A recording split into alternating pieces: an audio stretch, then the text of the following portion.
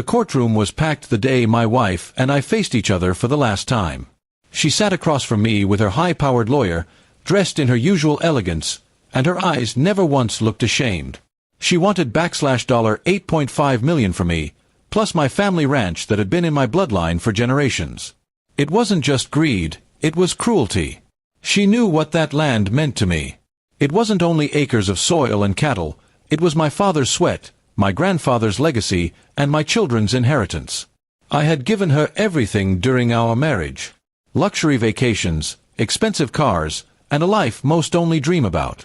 But when she filed for divorce, she turned into someone I barely recognized. Her demands were outrageous, as though she thought she could bleed me dry and walk away victorious. I could see the smug smile she tried to hide, confident the judge would side with her. After all, she had crafted herself as the victim, painting me as the cold, unfeeling husband. Her lawyers started presenting their case, listing the assets she wanted. The ranch was mentioned repeatedly. My stomach tightened each time. They said she deserved it because she had sacrificed years of her life in the marriage. But the truth was, she had spent those years cheating, lying, and scheming. I had stayed silent, collecting my evidence quietly, waiting for this very moment. When it was my turn, my lawyer handed me the document I had been waiting to reveal. It was just one piece of paper, but it had the power to end her game. I walked to the front, looked at the judge, and slid the paper across the table. "Your Honor," I said firmly, "this changes everything." My wife's expression shifted from arrogance to panic as her lawyer leaned in to read it. The paper was a prenuptial agreement she had conveniently forgotten. Signed and notarized years ago, it stated that in the event of divorce, she had no claim to my family ranch and no rights to any inheritance tied to it. It also limited her financial claims to a fraction of what she was asking. I remembered the night she signed it, laughing and telling me, "We'll never need this, but if it makes you happy, fine." Now that piece of paper stood between her greed and my family's future. The judge read it carefully and raised an eyebrow. My wife began whispering frantically to her lawyer, but her voice grew louder until the whole courtroom could hear her anger. She accused me of tricking her, of manipulating her into signing. But the dates, the signatures, and the notary stamp were all clear. The judge silenced her outburst with a gavel strike. Her confidence crumbled in minutes. That smile she wore like armor was gone, replaced with a look of fear. She realized she had lost, and not just a little. The agreement exposed her greed for what it truly was. The courtroom murmured, the tension thick enough to choke on. For once, the truth was on my side, undeniable and sharp. I didn't stop there.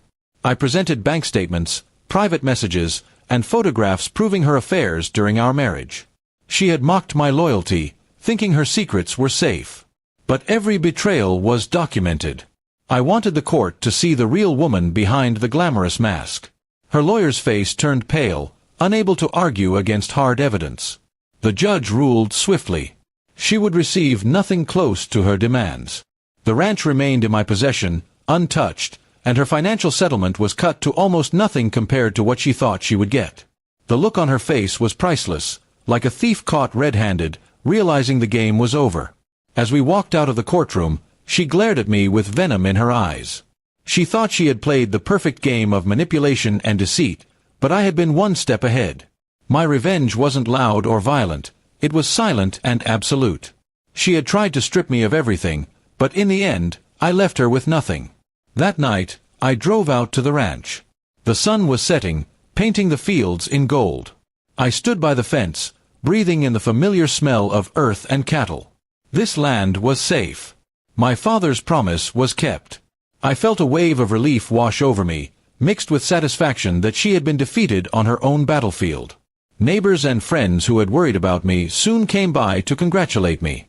Word had spread about the courtroom showdown. They called me clever, strong, even ruthless. But I didn't care about the titles. All I cared about was that justice had been served and my family legacy had been protected. Meanwhile, she was left to face the ruins of her own greed. No money, no ranch, no victory. The life she thought she could control had slipped right through her fingers.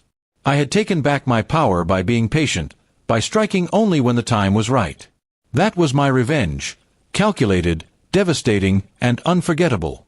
And as I watched the stars appear above the ranch that night, I knew one thing for certain. She would never recover from this loss, not financially, not emotionally. She had played for millions, but I had played for my legacy, and I won.